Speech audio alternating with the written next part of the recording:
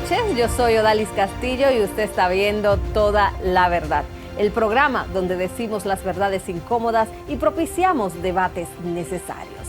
Señores, las lluvias de esta semana no solo dejaron calles inundadas y docencia suspendida, volvieron a desnudar una realidad. Santo Domingo es una ciudad vulnerable por diseño.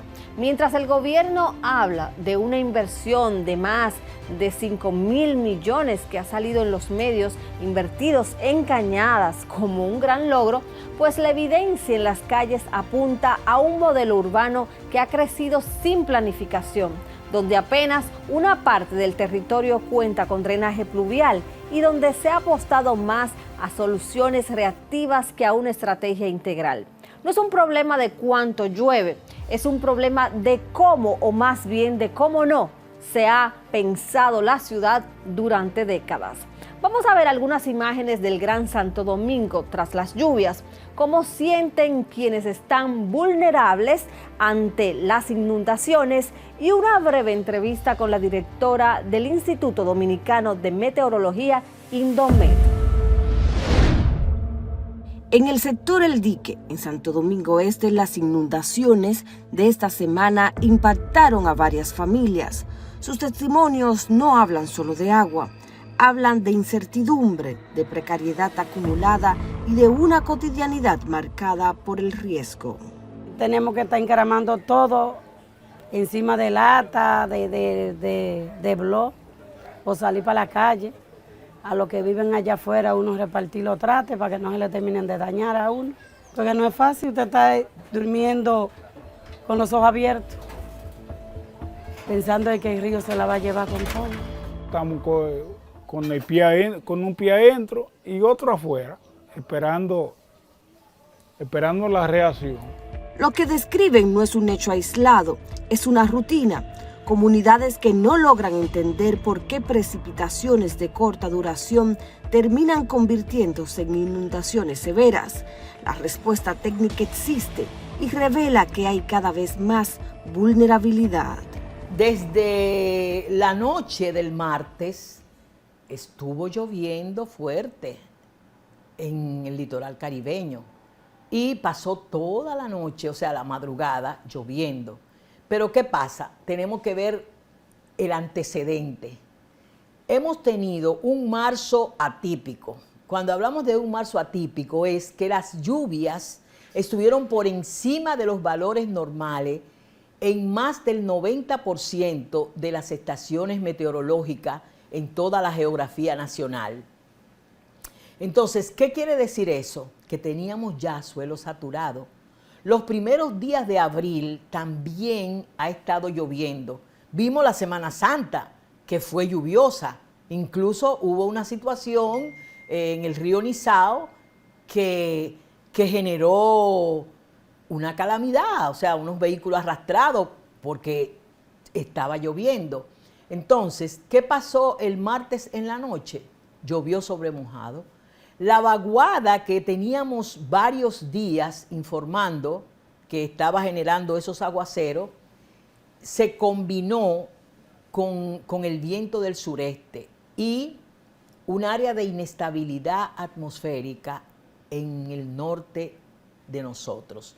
Entonces, toda esa coctelera generó una actividad convectiva. Es bueno señalar que esa situación es similar a la que se presentó en noviembre del 2022 y en noviembre del 2023.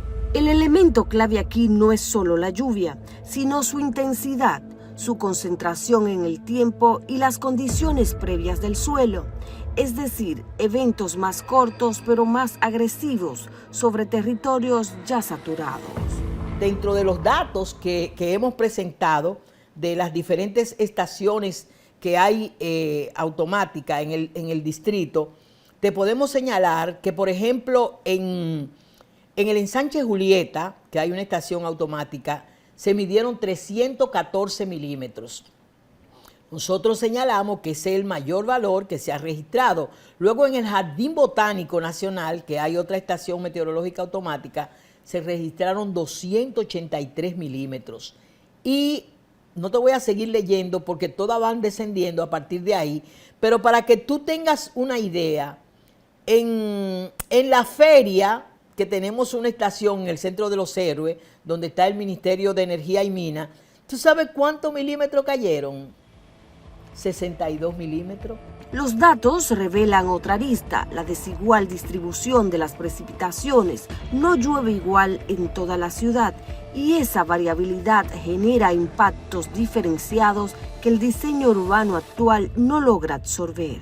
Bueno, porque era muy focalizado el área convectiva, la célula, es una célula convectiva, una célula de inestabilidad atmosférica, la que estaba generando esas tormentas eléctricas y esas lluvias.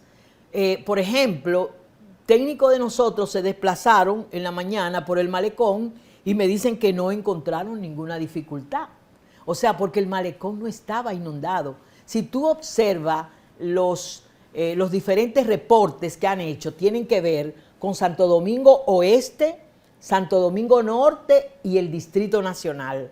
Y específicamente en el Distrito Nacional y en Santo Domingo Oeste es donde ha habido las mayores calamidades con relación a que la gente ha tenido problemas por inundaciones de su vivienda. Se trata entonces de eventos focalizados que concentran grandes volúmenes de agua en zonas específicas, desbordando cualquier capacidad de respuesta inmediata. En el 2022 fueron 267 milímetros, pero en el 2023 se llegó a 400 y ahora cayeron 314.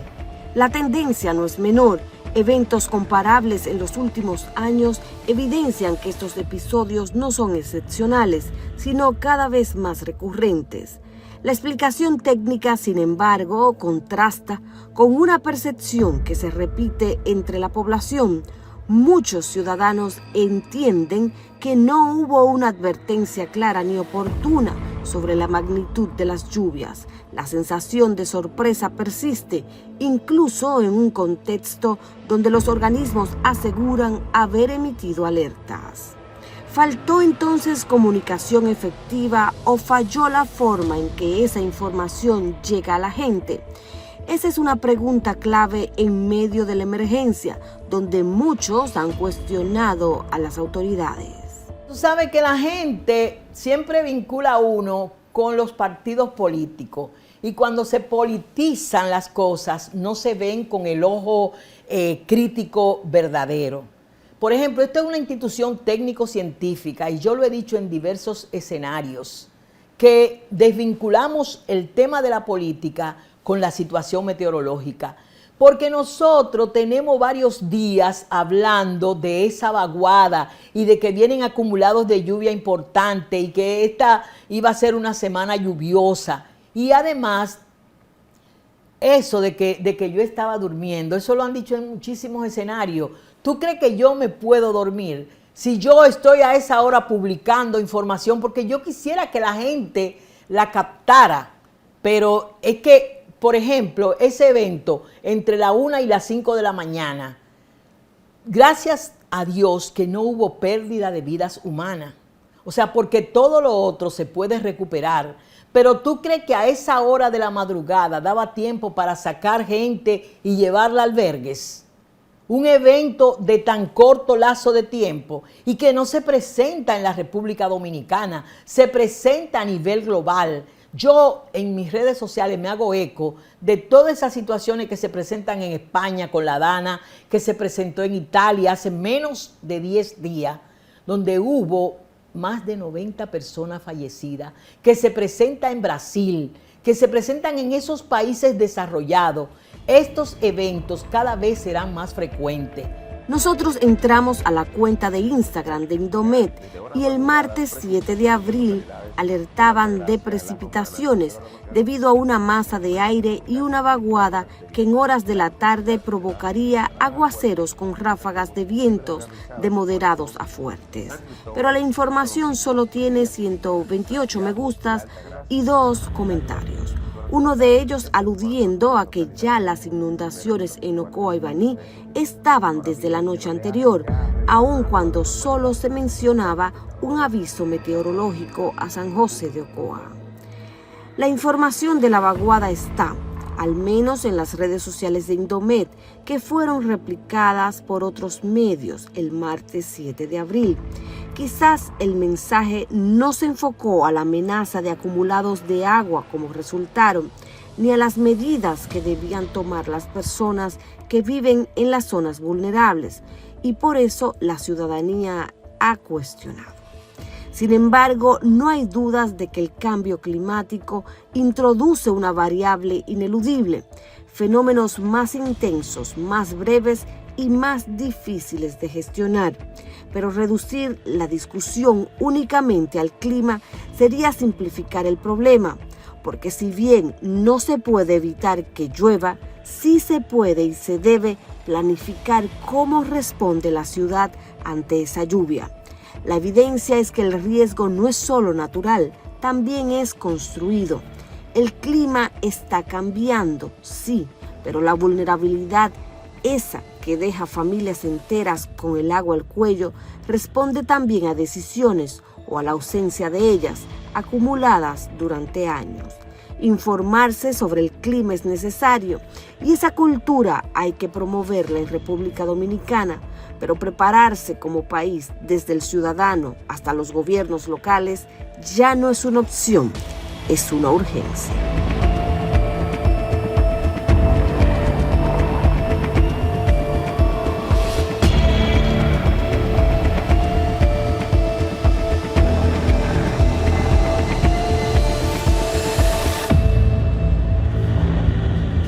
Aquí, donde el debate se vuelve más profundo. ¿Hasta qué punto estamos frente al resultado, frente a consecuencias de un fenómeno climático o ante el resultado acumulado de decisiones políticas postergadas desde hace más de medio siglo? La impermeabilización del suelo, la ausencia de regulación efectiva para la urbanización en las ciudades y un sistema de residuos ineficientes no son accidentes. Son consecuencias de un país que está creciendo sin una planificación coherente a la realidad climática y social. Ahora, ¿qué les parece si pasamos a ver el contenido que falta esta noche?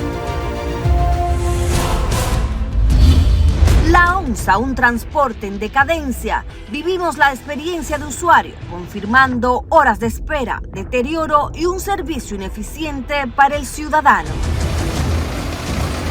El administrador de la ONSA admite deficiencias, plantea medidas y responde a cuestionamientos recientes. Esa licitación se dividió en 3 lotes. Y en el panel, reforzar la frontera, prevención estratégica efectiva o reacción ante una crisis que avanza. Para denuncias o hacer contacto con nosotros, escríbenos a todalaverdadbtv32@gmail.com.